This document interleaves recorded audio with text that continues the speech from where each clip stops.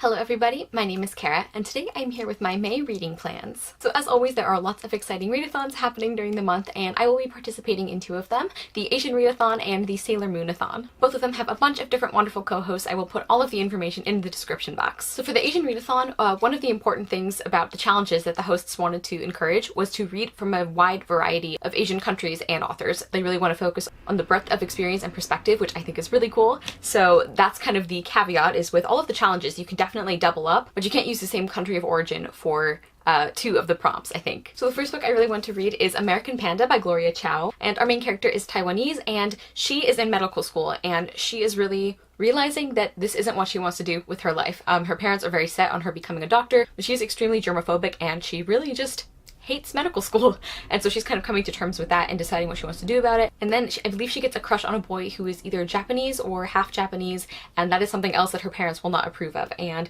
I've just heard really wonderful things about this. Actually, Monica from She Might Be Monica talked about it in a recent Asian books recommendations video, and the way she talked about the familial struggles and bonds in this book just really reignited my interest in it, and I'm really excited for it. And this counts for challenges number 1 and number 3, and number 1 I think is just to read a book by an Asian author, and number 3 is to read like an intersectional book by an Asian author or with an Asian character. And our main character is plus sized, and I don't know if she has OCD or if she has a germophobia, which is separate from that, but definitely I think this book counts for that. Next, I want to get to The Prince and the Dressmaker, and this is by Jen Wong. I think she wrote it and illustrated it.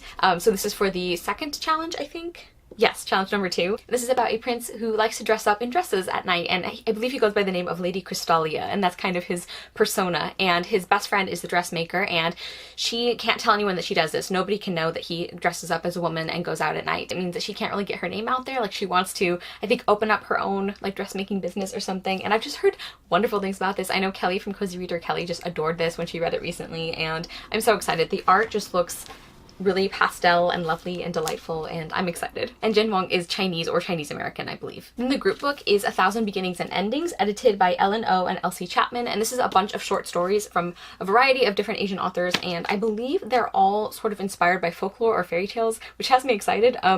I have a very mixed track record with short story collections. I tend not to like them really, but there have been a couple I've really enjoyed, and this one does sound like something I would like.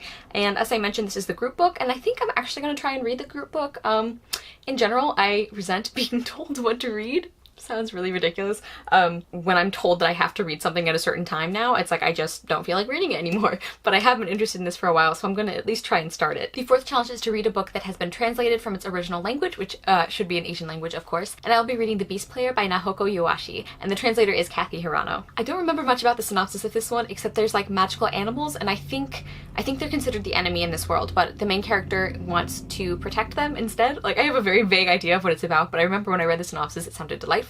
So now moving into the books I hope to read for the SailorMoonAthon. I'm participating in this one pretty casually. I don't think I'm going to try and hit all of the challenges, which they said is totally fine. And actually, I've never watched the Sailor Moon anime or read the manga or anything. So I thought this readathon was the perfect opportunity to like finally stop talking about it and actually watch it. So I just started watching the show. I've only seen a little bit of it, and so far I'm really enjoying the show. I don't remember all of the challenges word for word, so I'm just gonna tell you what I can remember of them. And also for this stack of books, even though there's no like specific background you have to read for any of the challenges or the prompts, for a few of them I did actually try to pick Asian or Asian American authors. So the first one I have on my stack here is Artemis Fowl, The Lost Colony by Owen Colfer. This is of course for the Artemis Fowl read-along, and I will be using this for a couple of prompts. I think one of them is a book where characters have special powers, which the fairies of course do, and the other one is like it has to do with fire in some way. I might be stretching that a little bit because this is more like a volcano type thing. I also want to reread A Face Like Glass by Frances Harding. This is one of my favorite books by one of my favorite authors. This is actually the first book I read of hers, and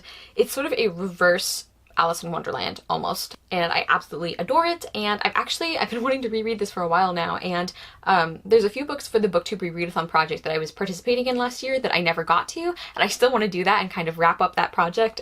So this was, I think, to reread favorite book of yours or favorite fantasy book or something like that, which of course this counts as. And then for the Sailor Moonathon, I think it also counts as rereading a favorite book. I'm pretty sure that was what the prompt was. And if for whatever reason I'm not in the mood for this one, I have a couple of other rereads that I do want to get to, so I can do that as well. Next, I have When the Moon Was Ours by Anna Marie McLemore. My friend Priscilla actually chose this as part of my like BookTube friends choose my TBR, and we're actually going to be buddy reading this. Neither of us have read it before, and I'm really excited. I think it's about a boy and a girl, and the girl has roses that grow out of her wrists, and the boy, I think, paints and hangs moons in the sky. I believe the male lead is trans, and I just know that this is going to be really wonderful, and I'm excited to get to it. I'm excited to read this with Priscilla. And the prompt I'm counting for this one is to read a book that has a beautiful cover, because I just adore this paperback edition. I think it's so pretty. Really simple, but just lovely. I also really want to get to A Bollywood Affair by Sonali Dev.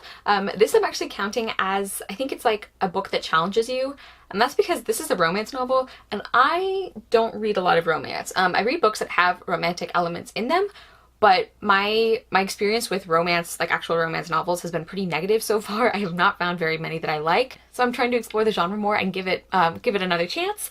And I don't know much about this one, but I remember reading the synopsis and thinking like, okay, this sounds like something I could be on board for. And the author is Indian, so that's very much in line with the Asian Readathon. And I've heard good things about this author, and I don't know. I'm excited. I'm like nervous but excited about it. And finally, I have Descendant of the Crane by Joan Hay, and also just another gorgeous cover. Can we appreciate this? But this one, again, I don't know that much about it. I tried to go into books not knowing too much about the plot, but I think the main character, her father dies and she thinks it's a murder, and so there's like this kind of court battle in this fantasy world, and I believe there's a lot of like court politics as well. Court as in palace, not court as in law courts. There's multiple courts going on here, and I think one of the main characters is a princess as well. I don't know. I've heard like pretty good things about this one. I'm just really excited to get to it. I think I'm really going to enjoy it. And this is counting for the prompt to read a book over 400 pages, which I face like glass is almost 500, so I could have counted it, but I just want an excuse to read this book, so.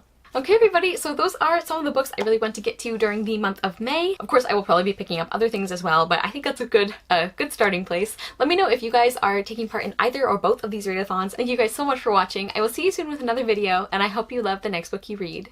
Bye!